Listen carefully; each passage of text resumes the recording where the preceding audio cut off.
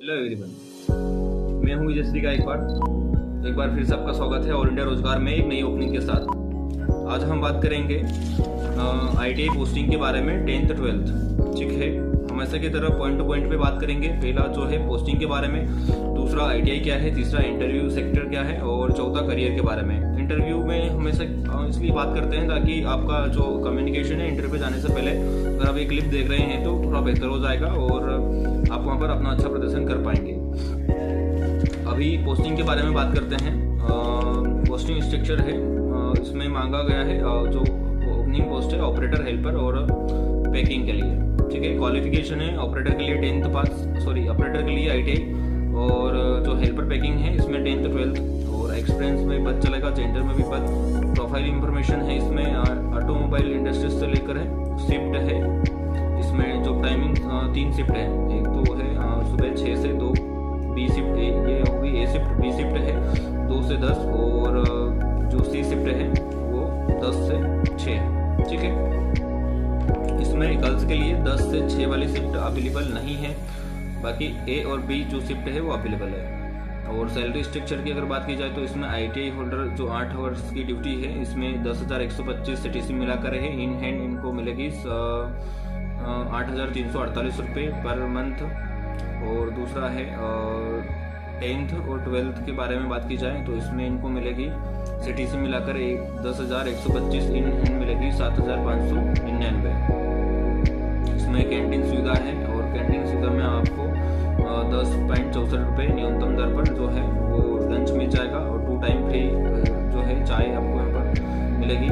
तीसरा 260 रुपये ड्रेस के ट्रांसपोर्ट फ्री है।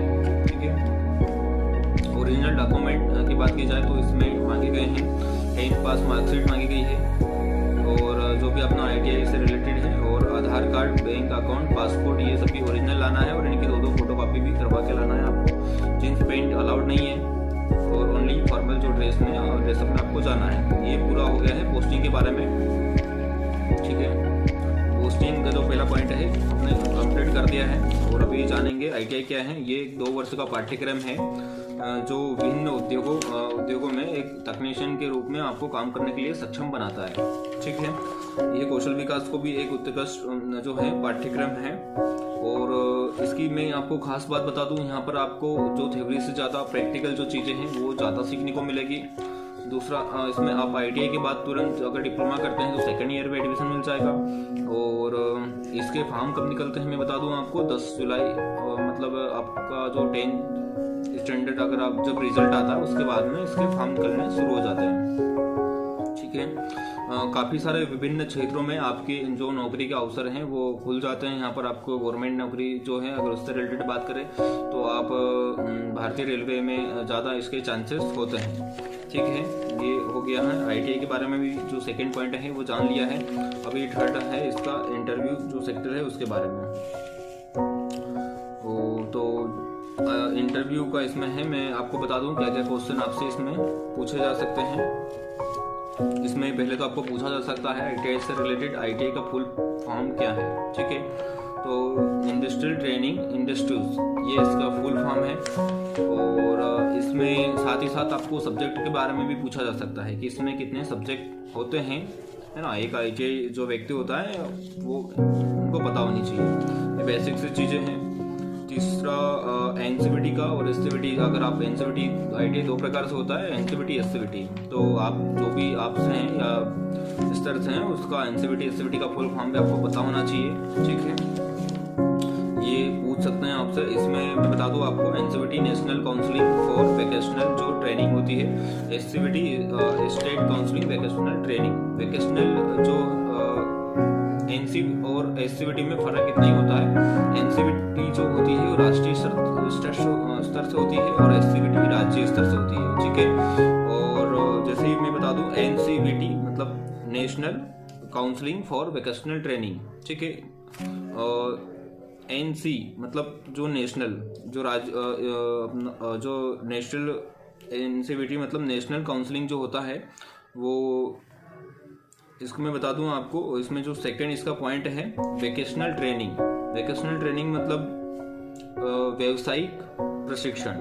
ठीक है, इसमें सीधा सा इसका मतलब है, मतलब इसका जो सेकंड पार्ट जो आता है national counselling for vocational training, मतलब अगर आप नेशनल से कर रहे हैं या फिर राज्य स्तरीय से कर रहे हैं, स्टेट लेवल से कर रहे हैं, मतलब और इसका फॉर वोकेशनल ट्रेनिंग का मतलब है व्यवसायिक प्रशिक्षण। ठीक है, ये भी मैंने आपको बता दिया है। और इसमें थर्ड क्वेश्चन हो सकता है ट्रांसफार्मर की विशेषताएं, ट्रांसफार्मर कितने प्रकार के होते हैं और प्राइमरी और सेकेंडरी के बारे में बताइए। ठीक है, ट्रांसफार्मर होते हैं वो काफ़ी टाइप्स के होते हैं, जो उनके प्रकार होते हैं, इसकी विशेषता भी आपको ये सारी चीज़ें कंप्लीट करके जाना है। ठीक है, वैसे मैं बेसिक आपको बता देता हूँ। ट्रांसफार्मर का काम जो होता है वोल्टेज अप डाउन करने का होता है।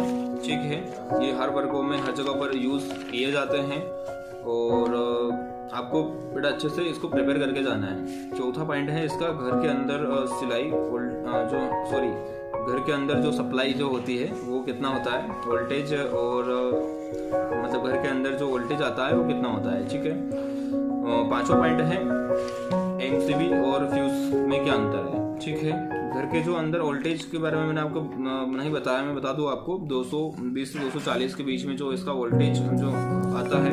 ठीक है, एमसीबी और फ्यूज में आपको ये पूछ सकते हैं, वहाँ पर एमसीबी और फ्यूज में बताना है आपको। एमसीबी सबसे पहला पॉइंट तो है एमसीबी महंगा होता है और जो फ्यूज होता है वो सस्ता होता है। दूसरा, एमसीबी को आप रीयूज भी कर सकते हैं अगर वो कुछ भी इसमें प्रॉब्लम आ जाती है तो, और फ्यूज को मतलब जो रीयूज वो नहीं कर सकते हैं। और ये जो एमसीबी होती है वो हाई जो सेंसिटिव होती है, बारीक से बारीक जो इसमें फॉल्ट आता है अगर आपके घर के अंदर, तो उसे वो डिक्लेयर करके कट जो लाइन है वो कट कर देती है। फ्यूज इतनी जल्दी उसमें हाई सेंसिटिव नहीं रहता है, वो कट जो है नहीं करेगा। ठीक है, और इसमें छठा पॉइंट है इलेक्ट्रिक से लगी आग को कैसे बुझाएंगे। ठीक है, तो मैं आपको बता दूं आप रेत व मिट्टी से और जो सी प्रकार की गैस होती है CO2 कार्बन डाइऑक्साइड से जो इलेक्ट्रिक से लगी आग को आपको बुझाना है।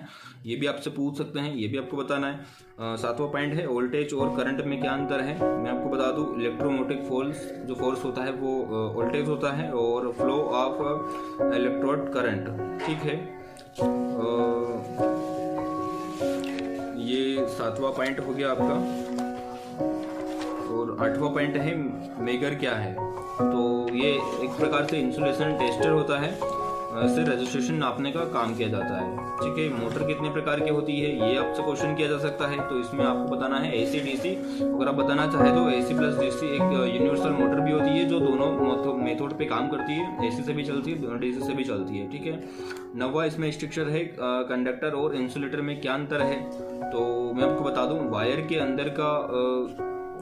अंदर का जो तार होता है, ठीक है, उसे कंडक्टर कहते हैं, और किसी भी तार के ऊपर का जो बाहरी हिस्सा उसका जो ऊपर चढ़ा हुआ कवर होता है वो इंसुलेटर होता है। ठीक है, अब 10वां है आपसे यहाँ पर सीरीज व पैरेलल जो कनेक्शन होते हैं वो पूछ सकते हैं। इसको आपको करके सरल है, ये भी आप एक बार देख लेना। सीरीज और पैरेलल कैसे कनेक्शन होते हैं, कैसे बनाया जाता है, आपसे डायग्राम बनाया जा सकता है वहाँ पर। और हो सकता है कोई अच्छी कंपनी है तो आपको कनेक्शन करके भी दिखाना पड़े, तो ये भी सैंपल है, एक बार उस पर देख लीजिएगा तो आपको आ जाएगा। और जो मोस्ट इम्पोर्टेंट है ओम का नियम, ठीक है, ये भी आपसे पूछा जा सकता है। और अगर करियर से रिलेटेड बात करें तो मैंने पहले ही आपको इसमें बताया है, ये 2 वर्षीय पाठ्यक्रम है।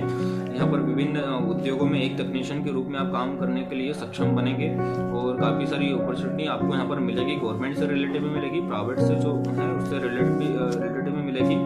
और इसकी मैंने खासियत भी आपको बताई थी, जैसे कि आपको यहाँ पर प्रैक्टिकल जो है वो ज़्यादा बताया जाएगा, और इसीलिए जो एक ITI होल्डर की मांग होती है हमेशा। और ये 2 प्रकार से जो है होती है, एक ITI और ITI में NCVT SCVT, और NCVT मतलब राष्ट्रीय स्तर होता है, और जो SCVT होता है वो राज्य स्तर से होता है। ठीक है, और इसमें है नौकरी को तो मैंने पहले ही आपको बता दिया है। ITI करने वाले छात्रों को सबसे ज़्यादा सरकारी नौकरी भारतीय रेलवे विभाग में मिलती है। अभी इसमें जानते हैं इसके ITI पाठ्यक्रम की पात्रता। ठीक है, मतलब किन किन लोगों को इसमें जो है पात्रता मिलती है। आप अगर अधिकांश पाठ्यक्रम के लिए 10वीं कक्षा में उत्तीर्ण होना जरूरी है, और और गैर इंजीनियरिंग जो पाठ्यक्रम होते हैं उसमें 8वीं पास उत्तीर्ण जो है वो भी चलेंगे। अगर न्यूनतम आयु की बात की जाए तो इसमें 14 से अधिक वर्ष होना चाहिए और अधिकतम 40 से कम वर्ष के होना चाहिए। ठीक है, और ये हो गया है पाठ्यक्रम के बारे में। अभी बात करेंगे ITI पाठ्यक्रम की अवधि। इसमें 6 महीने, 9 महीने, 1 वर्ष, 1.5 वर्ष, 2 साल तक के कोर्सेज होते हैं। ये कोर्स के ऊपर निर्भर करता है। और ITI प्रवेश प्रक्रिया में बता दूं आपको 2 प्रकार की होती है। एक तो सीधा प्रवेश 10वीं के बाद, ठीक है, और दूसरा है इसमें प्रवेश परीक्षा के माध्यम से आपको परीक्षा के माध्यम से, एक तो 10वीं के बाद आपको सीधा मिल जाएगा, दूसरा है प्रवेश परीक्षा के माध्यम से। तो सरकारी कॉलेजों के लिए आपको विभिन्न राज्य के द्वारा एजेंसियों द्वारा आयोजित जो परीक्षा उसमें लिखनी होती है, उसमें रैंकिंग के हिसाब से आपका सिलेक्शन होता है। ठीक है, तो इसमें आपको जो सरकारी कॉलेज हैं वो भी मिल जाएगा, वहाँ पर कोई आपको चार्ज नहीं देना होता है।